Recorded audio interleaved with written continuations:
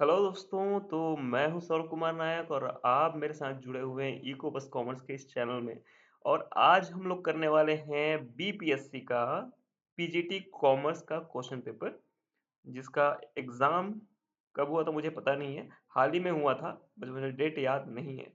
तो चलिए चलते हैं इस एग्जाम के क्वेश्चन को करने के लिए। बट इसके पहले आपको बस रिक्वेस्ट है, 3 रिक्वेस्ट है कि आप पहले लाइक कीजिए, शेयर कीजिए उन लोग के साथ जो लोग पीजीटी कॉमर्स का या फिर उससे जुड़े हुए असिस्टेंट प्रोफेसर है या अकाउंटेंट है। उन सारे लोगों के लिए ही ये जो कॉन्सेप्ट है सारे के सारे ये इम्पोर्टेंट है।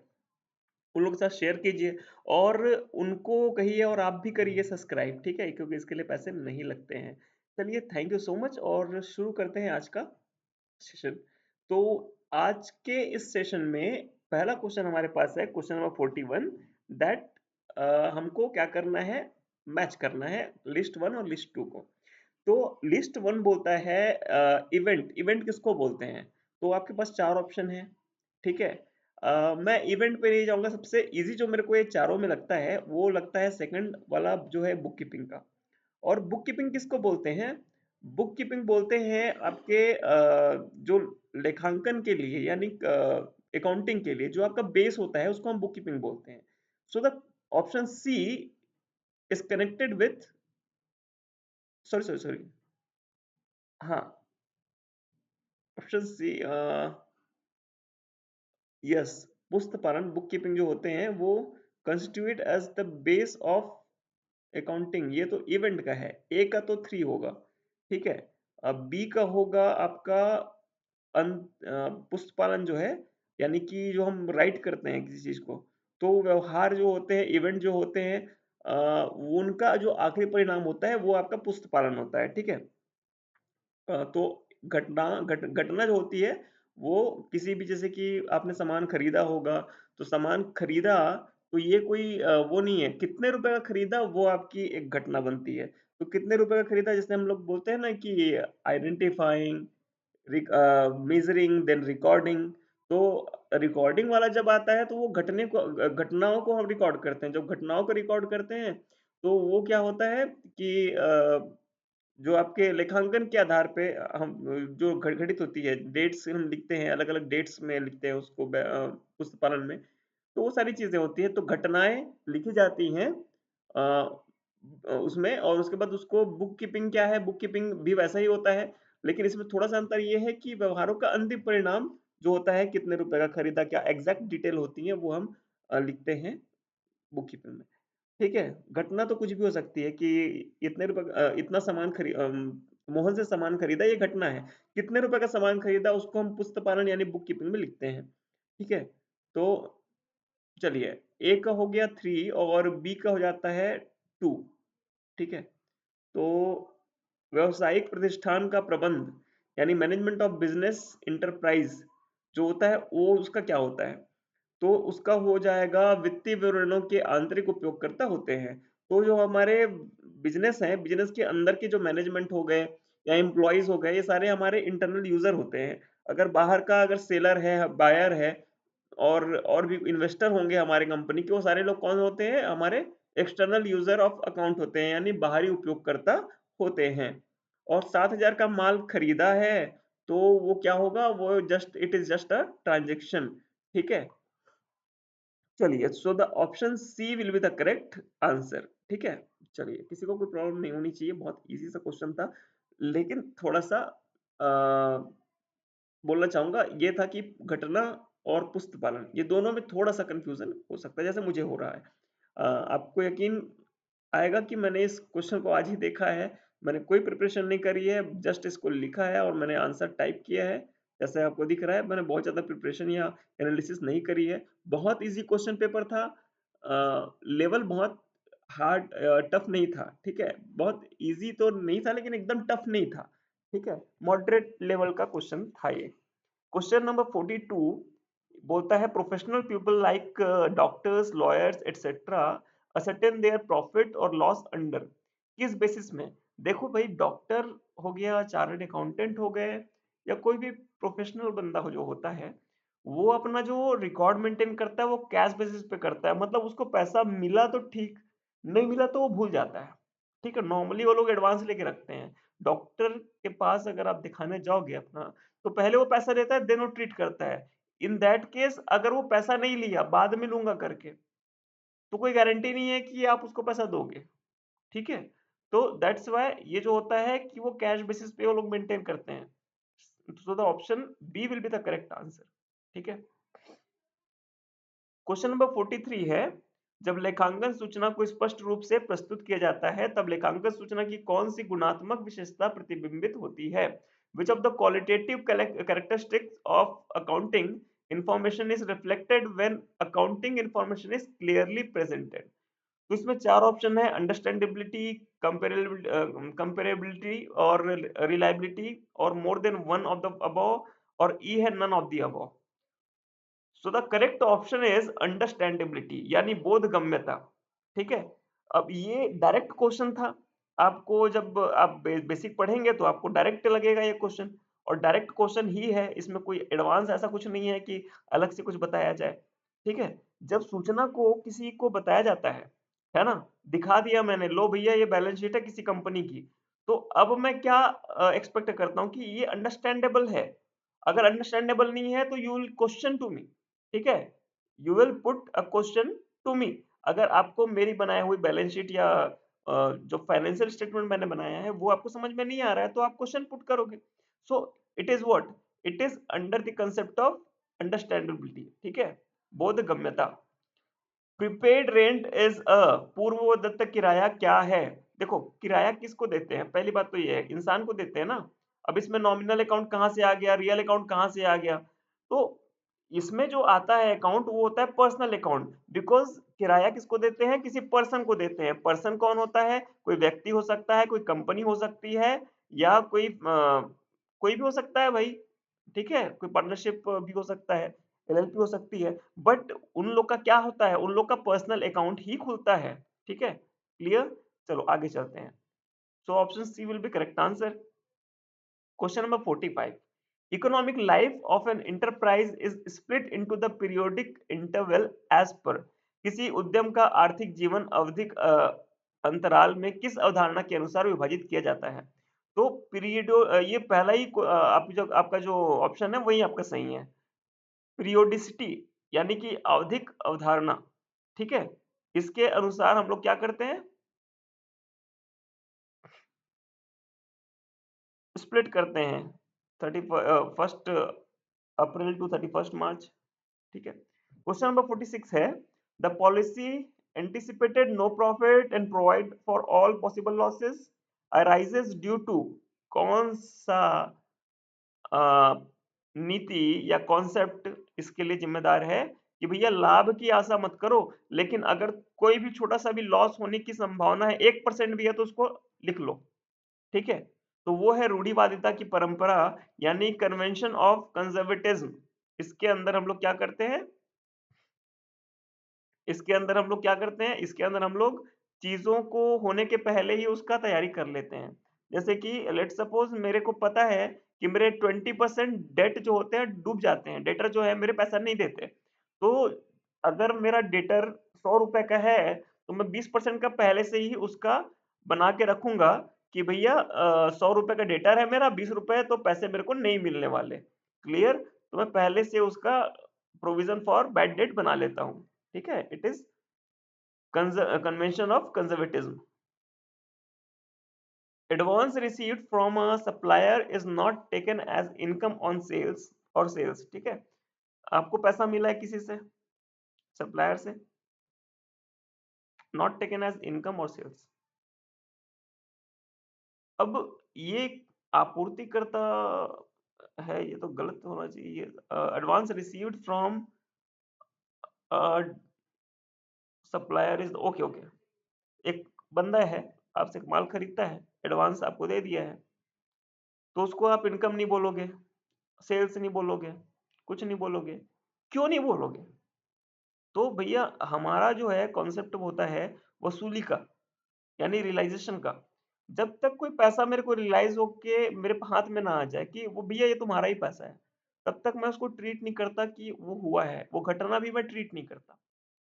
तो उसको मैं इनकम नहीं मानूंगा। हम मेरे हाथ में पैसा आया है, वो एज अ लाइबिलिटी मैं शो करूंगा उसको, क्योंकि उस पैसे में मेरा फिलहाल कोई हक, कोई अधिकार नहीं है। क्लियर? चलिए, 2 क्वेश्चन और हैं आगे।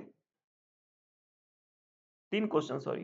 Question number 48, which of the following statement is true? तो कौन सा कथन सत्य है? चलो इसको प्यार से देखते हैं, आराम से। यदि पुस्तकें इकहरा लेखा पद्धति के अनुसार रखी जाती है, यानी सिंगल एंट्री सिस्टम के अनुसार रखी जाती है, तो वास्तविक और नाम मात्र खाते रखे जाते हैं। तो ये सबसे गलत बात बोल रहा है पहला, और हमसे क्वेश्चन पूछा गया कौन सा कथन सत्य है। तो सबसे गलत बात है कि वास्तविक और नाम मात्र खाते रखे जाते हैं। भैया ये तो बहुत गलत बात है। क्यों गलत बात है, पढ़ेंगे इसको अभी। लेखा वर्ष के में प्रारंभिक पूंजी का निर्धारण रोकड़ खाता तैयार करके किया जाता है? नहीं, ये भी गलत बात है। इकहरा लेखा पद्धति में निवल मूल्य विधि, यानी कि क्या बोलते हैं, net worth method of single entry के अनुसार शुद्ध लाभ का निर्धारण लाभ हानि खाता बनाकर किया जाता है। ये भी गलत बात है। चलिए देखते हैं। The single entry system maintains the personal account of all the creditor and debtor to determine the amount of credit purchase and sales during the given period. The personal account are recorded, whereas the real and nominal accounts are ignored under this system. ठीक है, सीधी सी बात, केवल personal account होता है single entry system में। Real और nominal ignore किए जाते हैं इसमें। क्लियर है? तो ये यहां तक बात सही है। क्वेश्चन नंबर सॉरी, ये ऑप्शन नंबर 2 है। तो ऑप्शन नंबर 2 के लिए भी यहाँ पे है, the capital at the beginning is ascertained bye preparing the opening statement of affair. और ये हमारे को क्या बोल रहे हैं भाई, रोकड़ खाता। लेकिन हमको बनाना क्या होता है, स्टेटमेंट ऑफ अफेयर्स। ठीक है, अब स्टेटमेंट ऑफ अफेयर्स क्या होता है ये आप मुझे कमेंट में करके बताइए। ठीक है, बहुत सिंपल सा चीज है। उसको आप जानते हो, दूसरे नाम से जानते हो। ठीक है, आप स्टेटमेंट ऑफ अफेयर्स का मतलब क्या होता है ये आप मुझे बताइए। मैं फिर से बोल रहा हूँ, आप जानते हो लेकिन नाम दूसरा है इसका, जिसको आप इस दूसरे नाम से, जैसे सोनू को आप मोनू के नाम से जानते हो, वैसा ही कुछ है। क्वेश्चन ऑप्शन नंबर सी है, जो शुद्ध लाभ का निर्धारण वाला। तो according to net worth method, profit और loss of the business is determined by making comparison between the capital of two dates. ठीक है, टू डेट्स। अब ये यहाँ पे क्या बोल रहे हैं, ये यहाँ पे बोल रहे हैं भैया कि आपको लाभ हानि खाता बनाकर किया जाता है। लाभ हानि खाता बनाकर नहीं किया जाता। Between the capitals of two periods, मतलब बैलेंस शीट पकड़ो और कैपिटल के अंतर देखो, उसके बाद देखो प्रॉफिट अपनी। चलिए आगे चलते हैं। क्वेश्चन नंबर 49 है। अरे सर, ऑप्शन कौन सा सही होगा? ऑप्शन आपका सही जो होने वाला है वो है नन ऑफ दी अबव। ठीक है, नन ऑफ दी अबव आपका आंसर है। चलिए, preparation of trial balance for the, preparation of trial balance for the, मतलब किसके लिए प्रिपरेशन किया जाता है ट्रायल बैलेंस का? तो देखिए, हिसाब लेखन की अशुद्धियों को पता लगाने के लिए ये तो आप कर नहीं पाओगे इससे। ठीक है, सैद्धांतिक त्रुटियों का, यानी लोकेटिंग एरर ऑफ प्रिंसिपल, तो ये भी आप नहीं कर पाओगे। लोकेटिंग क्लर्कियल यानी लिपि की अशुद्धियों का, तो हाँ बिल्कुल ये होता है। तो option C will be correct answer. ठीक है, ledger book is popularly known as, खाता बही को मुख्यतः क्या कहा जाता है? अब यहाँ पे एक क्वेश्चन और आ जाता है, जर्नल को क्या बोलते हैं? ठीक है, जर्नल को क्या बोलते हैं ये आप मुझे कमेंट में बताएंगे। जर्नल को क्या बोलते हैं ये कमेंट में बताएंगे आप। ठीक है, अब या बुक कीपिंग को क्या बोलते हैं कमेंट में बताएंगे आप। अब ये जो है यहाँ पे, इसको बोला जाता है खातों की मुख्य बही, प्रिंसिपल बुक ऑफ अकाउंटेंसी। ठीक है, book of account, sorry accountancy बोल दिया मैंने गलती से। अकाउंटेंसी एक वाइडर कॉन्सेप्ट है और उसका एक पार्ट होता है अकाउंट। ठीक है, चलिए option B will be correct answer. बहुत जल्दी जल्दी हो रहा है, आप पॉज कर करके देख सकते हैं। ठीक है, चलिए क्वेश्चन बहुत इजी है, दैट्स व्हाई बहुत टाइम नहीं लग रहा है इसमें। Which of the following statement are true? कौन कौन सा स्टेटमेंट ट्रू है? अब यहाँ पे ये बोला है, when the amount deposited by the customer exceeds its withdrawal it indicates an overdraft. भैया ये किस गोलवा से आया है मुझे नहीं पता, लेकिन बहुत गंदी बात बोल रहा है भाई। जब ग्राहक के द्वारा जमा की गई राशि उसके आहरण से अधिक हो जाती है, तब अधिविकर्ष यानी ओवरड्राफ्ट होता है। अरे भाई ऐसा नहीं होता है, आप उल्टा बात कर रहे हो। जब ग्राहक के द्वारा निकाला गया पैसा उसके जमा किए गए पैसे से ज्यादा हो जाता है, तब उसको ओवरड्राफ्ट बोलते हैं। आपने पैसा जमा किया 100 रुपए, आपने निकाल लिया 200 रुपए, तो जो 100 रुपए आपने एक्स्ट्रा निकाल लिया वो आपका ओवरड्राफ्ट होगा ना। क्लियर? चलिए, ये तो गलत बात है। अब हमको पूछा गया सत्य, ये आप दिमाग में लेके चलिए। सत्य पूछ रहा है, सत्य बोलना है, ठीक है। तो भगवान का नाम लेके सत्य बोलो, तो सत्य ही निकलेगा मुंह से, झूठ नहीं निकलेगा। क्वेश्चन नंबर टू, मतलब ऑप्शन नंबर 2 है, प्रत्येक वर्ष के अंत में बैंक जो होता है, बैंक समाधान विवरण तैयार करती है। At the end of the each year the bank prepares the bank reconciliation statement. अरे नहीं बाबा, बैंक नहीं तैयार करता है, आप तैयार करते हो। कौन तैयार करता है? आप तैयार करते हो, ठीक है। ये भी गलत हो गया। बैंक समाधान विवरण पासबुक और रोकड़ बही के रोकड़ खाते की सहायता से तैयार किया। बैंक पास समाधान जो विवरण बुक होता है, वो आपके पासबुक, इसके पासबुक से और cash column of the cash book से तैयार होता है। बिल्कुल सही बात बोली। मतलब ये 16 आने की बात बस यही बोल रहा है, बाकी फालतू की बात बोल रहा था। पासबुक हमेशा जमा शेष दर्शाती है। अरे भैया, पासबुक जमा शेष कैसे दर्शाएगी? हमेशा ओवरड्राफ्ट नाम की भी कोई चीज होती है, तो ओवरड्राफ्ट में चला जाता है। कभी सेविंग, कभी प्लस में रहता है बैलेंस, कभी माइनस में रहता है बैलेंस, ठीक है। तो डेबिट भी दिखा सकती है। क्लियर है? जो हमारे लिए क्रेडिट होता है, वो बैंक के लिए डेबिट होता है। जो बैंक के लिए डेबिट होता है, वो हमारे लिए क्रेडिट होता है कैश बुक में, ठीक है। चलिए, सो द ऑप्शन 3, और ऑप्शन 3 यहाँ पे है क्या? अकेले नहीं है। So option E will be correct answer, ठीक है। ठीक, चलिए आगे चलते हैं। क्वेश्चन नंबर 52 है, favourable balance of cash book means, मतलब रोकड़ बही के अनुसार अनुकूल शेष जो होता है उसका क्या मतलब है। तो अनुकूल शेष का मतलब क्या होता है? जब आपके कैश बुक में ना पॉजिटिव बैलेंस है, ठीक है, तो फेवरेबल बैलेंस बोलेंगे उसको, नेगेटिव बैलेंस को अनफेवरेबल बैलेंस बोलते हैं। तो जब कैश बुक की बात आती है, जैसे मैंने अभी लास्ट क्वेश्चन में मैंने बोला कि पासबुक का डेबिट हमारा क्रेडिट कैश बुक का, और कैश बुक का डेबिट पासबुक का क्रेडिट, ठीक है। मतलब जस्ट उल्टा होता है, ऑपोजिट होता है। तो आप याद करिए, जब आपके खाते से पैसे कटते हैं, खाते से पैसे कटते हैं, तो क्या होता है? डेबिट होता है। और जब खाते में पैसे आते हैं, तो क्या होता है? क्रेडिट होता है। यस और नो? बिल्कुल यस। तो यहाँ पे आपको कैश बुक का प्लस वाला दिखाना है। तो कैश बुक का प्लस वाला क्या होता है? डेबिट होता है। क्या होता है? डेबिट होता है। So the option A will be correct answer. बहुत सिंपल सा है, आपको बस याद करना है। आप जब यूपीआई में पेमेंट करते हो तो मैसेज क्या आता है आपको? डेबिट बैलेंस आता है। मतलब पासबुक से जब कटता है, बैंक से जब कटता है, तब क्या बैलेंस, क्या आता है? डेबिट। लेकिन जब कैश बुक में ऐड होता है तब डेबिट आता है, जस्ट ऑपोजिट, ठीक है। चलिए, option question number 53, while preparing bank reconciliation statement, balance as per passbook will have to be what? Or balance as per cash book what? By the amount of direct payment or by customer into traders account with the banker। Bank समाधान विवरण तैयार करते समय ग्राहकों द्वारा व्यापारी के खाते में, बैंक खाते में प्रत्यक्ष भुगतान की राशि के द्वारा पासबुक की राशि को, प्रत्यक्ष भुगतान बोलने का मतलब है कि डायरेक्ट डिपॉजिट करा दिया है। क्या करा दिया है? डायरेक्ट डिपॉजिट करा दिया है। आपको नहीं बताया कि भैया मैं जमा करा रहा हूँ, और उन्होंने डायरेक्ट पैसा किसमें डाल दिया? उन्होंने पैसा डाल दिया बैंक में। और बैंक में जब डाल दिया, तो पासबुक की जो राशि होगी उसको आप क्या करोगे? उसको आप क्या करोगे? इंक्रीज करोगे, डिक्रीज करोगे, इंक्रीज करोगे, डिक्रीज करोगे, क्या करोगे? आपको पता है क्या? आपको नहीं पता है। सो पहले आप क्या करोगे? डिक्रीज करोगे। और डिक्रीज वाला ऑप्शन के बाद आप क्या करोगे? रोकड़ बही में इंक्रीज करोगे। तो option C will be correct answer. पहले डिक्रीज करोगे देन इंक्रीज करोगे, ठीक है। क्या करोगे? पहले डिक्रीज करोगे देन इंक्रीज करोगे। चलिए आगे चलते हैं। इसका मैं शेयर कर दूंगा ग्रुप में, जो हमारा टेलीग्राम ग्रुप है उसमें मैं शेयर कर दूंगा बिल्कुल।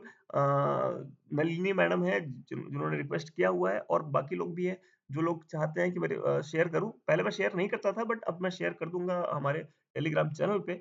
और ज्वाइन नहीं किया है किसी ने तो फिर ज्वाइन कर लीजिए। बहुत ज़्यादा वादे और कस्में उसमें नहीं खाई जाती। बस ये है कि आप साथ में रहेंगे तो जो भी एग्ज़ाम्स हमारे सामने आएँगे उसको हम साथ में फाइट करेंगे। और उ उससे ज़्यादा तो मैं आपसे कोई प्रॉमिस नहीं कर सकता, बाकी सब आपके मेहनत के ऊपर है। क्वेश्चन नंबर 54 बोलता है for change charging depreciation on which of the following assets the depletion method is adopted. हा हा हा। सो द डिप्लेशन मेथड होता क्या है? तो यहाँ पे ऑप्शन हमको दिया गया plant and machinery, building and furniture, और उसके बाद दिया सॉफ्टवेयर, उसके बाद तो दो ठो फालतू के ऑप्शन है। ठीक है, लेकिन इसी में से आंसर है। ठीक है, डिप्लेशन मेथड होता क्या है? जब मैं कोई खदान खोदता हूं, जब मैं कोई कोयला निकालता हूं, जब मैं लीज पे लेता हूं कोई चीज, तो भाई होता क्या है कि वो धीरे धीरे खत्म हो रही है। So in that case we will use that method. What method? Depletion यानी रिक्तीकरण। मैं उसको खाली कर रहा हूं। रिक्तीकरण विधि कब उपयोग की जाती है? जब मैं कुआं खोदता हूं, जब मैं खदान खोदता हूं, जब मैं कोयला निकालता हूं, तब मैं वो यूज करता हूं। कहीं पे कोई ऑप्शन दिख रहा है क्या? नहीं दिख रहा है। So the option E will be correct answer.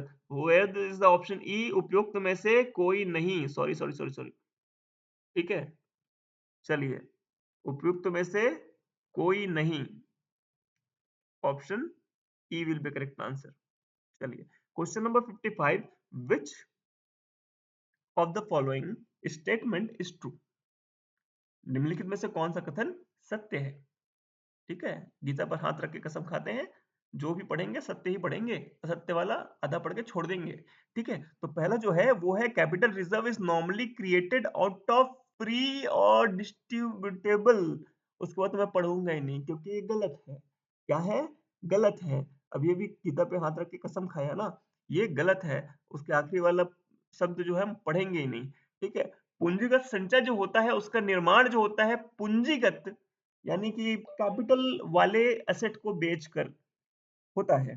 ठीक है, कैपिटल जैसे मशीनरी होती है, मशीन को आपने बेच दिया सेकेंड हैंड, मतलब खराब हो रही थी मशीन तो आपने बेच दिया, उससे जो पैसे मिले उसको आप कैपिटल रिजर्व में रखते हो मेरे भाई। तो ये आउट ऑफ फ्री प्रॉफिट, ये कहा ऐसा फालतू कुछ भी बोलोगे यार, तो ये गलत है। मैं पूरा नहीं पढ़ूंगा। उसके बाद है लाभांश समानीकरण संचय साधारण संचय का उदाहरण। उसके बाद ये बोला गया है dividend equalization reserve is an example of general. भाई ये मैं पूरा नहीं पढ़ूंगा, मैं फिर से बोल रहा हूँ पूरा नहीं पढ़ूंगा, ये गलत है। डिविडेंड इक्वलाइजेशन रिजर्व बोल रहे हो, ये खुद अपने आप में स्पेशल बात है और इसको तुम जनरल बोल रहे हो। जनरल ये है ही नहीं भैया, ये स्पेशल एसी कोच वाला बंदा है। ठीक है, चलिए आगे चलते हैं। General reserve can be used only for some specific purposes. सामान्य संचय का उपयोग केवल निश्चित उद्देश्यों के लिए किया जा सकता है। अरे नहीं, मैंने पूरा पढ़ दिया, सॉरी सॉरी सॉरी सॉरी, मैंने पूरा पढ़ दिया, सॉरी, इसके लिए बहुत बहुत सॉरी। ये नहीं पढ़ना चाहिए था पूरा। ठीक है, तो ये जो है ये भी गलत है। General reserve can be used by for any purposes. ठीक है, किसी भी पर्पस के लिए यूज किया जा सकता है। ओनली ओनली वाला बात ही नहीं है इसमें, ओनली वाला बात नहीं है इसमें। सो the option E will be correct answer. Option E will be correct answer. Option E will be correct answer. चलिए, बहुत इजी था। पढ़ने में समय लग रहा है लेकिन बाबू, तो पढ़ने में जो समय लगता है ना, उसमें कई लोग थक जाते हैं।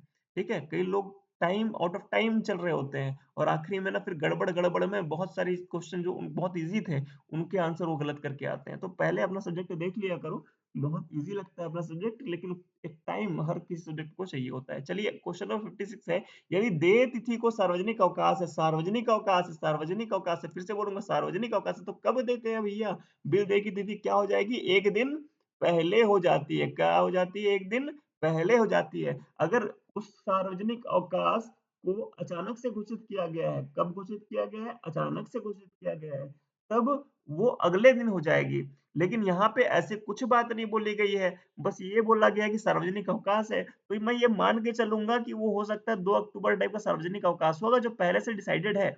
ऐसे केस में वो एक दिन पहले हो जाती है। ठीक है, चलिए, और कितने दिन ग्रेस मिलते हैं?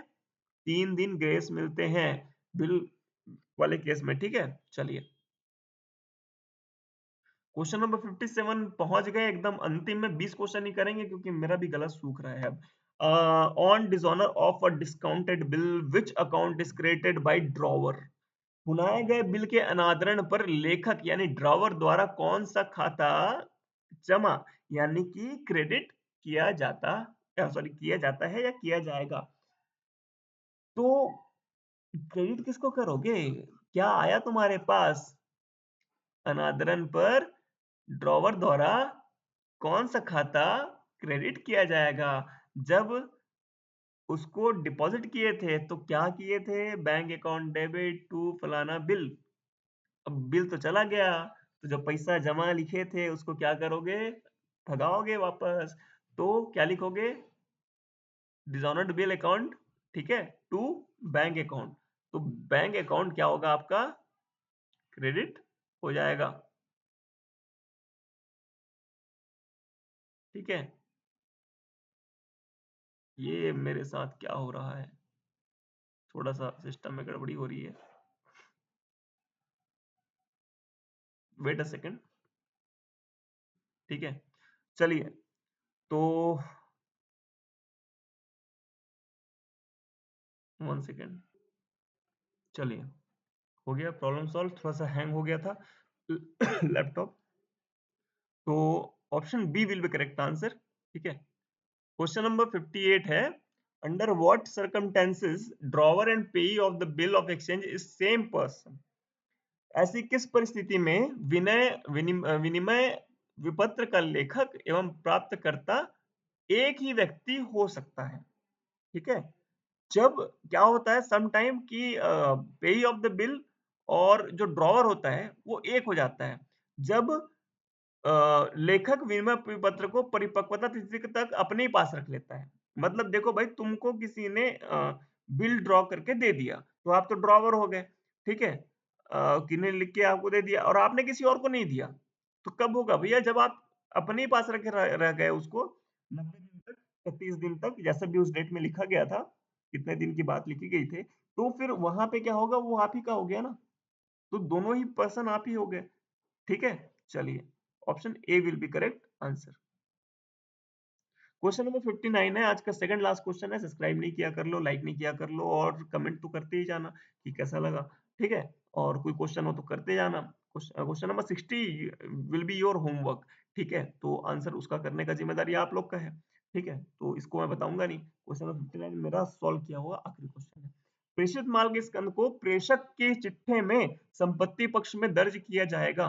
तो consignment stock will be recorded in the balance sheet of consignor on asset side at. प्रेषित माल के स्कंध को प्रेषक के चिट्ठे में संपत्ति पक्ष में दर्ज किया जाएगा। किस रेट में? तो उसका जो सही आंसर है वो हो जाएगा बीजक मूल्य, यानी कि जो इनवाइस प्राइस है उसमें लेस करेंगे स्टॉक का रिजर्व। ठीक है, उसके बाद उसको दिखाएंगे। So the option B will be correct answer. ठीक है, प्रेषित माल में स्कंद को प्रेषक के चिट्ठे में, समझे बात? समझ में आया? ठीक है, समझ रहे हो ना? तो बात ये है, प्रेषित माल मतलब भेजा गया माल।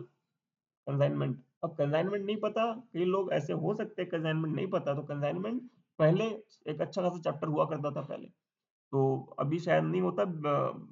बिहार में अभी ये चैप्टर चल ही रहा होगा, कंसाइनमेंट अकाउंट। तो ये क्वेश्चन आ गया, अदरवाइज ये क्वेश्चन बहुत नहीं पूछा जाता है, बहुत रेयर केस में हो जा रहा है आजकल।